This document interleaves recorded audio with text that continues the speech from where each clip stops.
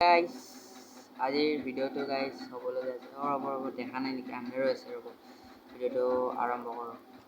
এই গাইজ আজিৰ টপিকটো হ'ব যাই আছে অসমত ফ্লাড ৰিলিফ মানে অৰ্থাৎ বানপানীৰ ওপৰত। গাইজ ভিডিঅ'টো ভাল লাগিলে লাইক কমেণ্ট শ্বেয়াৰ ছাবস্ক্ৰাইব কৰি দিব আৰু লগতে মানে ভিডিঅ'টো শ্বেয়াৰ কৰি দিব। তো বলক ভিডিঅ'টো আৰম্ভ কৰোঁ। মই ইতিমধ্যে ৰিচাৰ্জ কৰি কিনে পাইছোঁগৈ ৭০তকৈ অধিক মানুহ মৰিছে আৰু ১,০০,০০০ মানুহৰ পইচা ক্ষতি হৈছে, ১,০০,০০০ টকা মানুহৰ ক্ষতি হৈছে আৰু ১,০০০তকৈও বেছি মানুহৰ ঘৰ ধ্বংস হৈছে। আৰু গাইজ সেই ভয়াৱহ বানপানীয়ে গাইজ মই কেইটামান ক্লিপ লগাই দিছোঁ আপোনালোকক চাওক গাইজ। গাল দৌৰি উঠা দৃশ্য কেইটামান মই লগাই দিছোঁ মানে ভিডিঅ'ত আপোনালোকক চাওকচোন গাইজ ক্লিপকেইটা।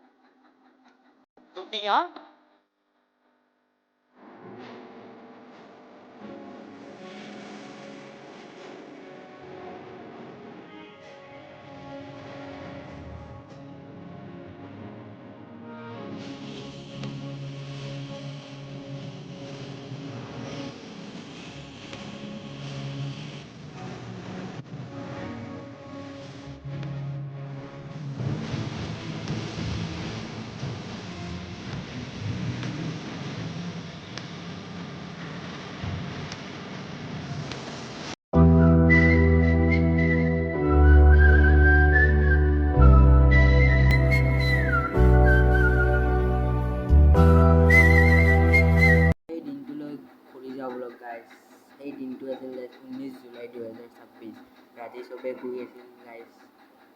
তেনেতে গাইজ এজাক মানে বানপানীয়ে চব ঘৰ চৰ উটুৱাই লৈ গ'ল আৰু সেই বহুত ভয়ানক মানে ৰাতি আছিল সেইদিনা। শিৱসাগৰ, নাজিৰা, তাৰপিছত নেপালীগুটি এইবিলাক গাঁও গাইজ লগতে উটুৱাই লৈ গ'ল।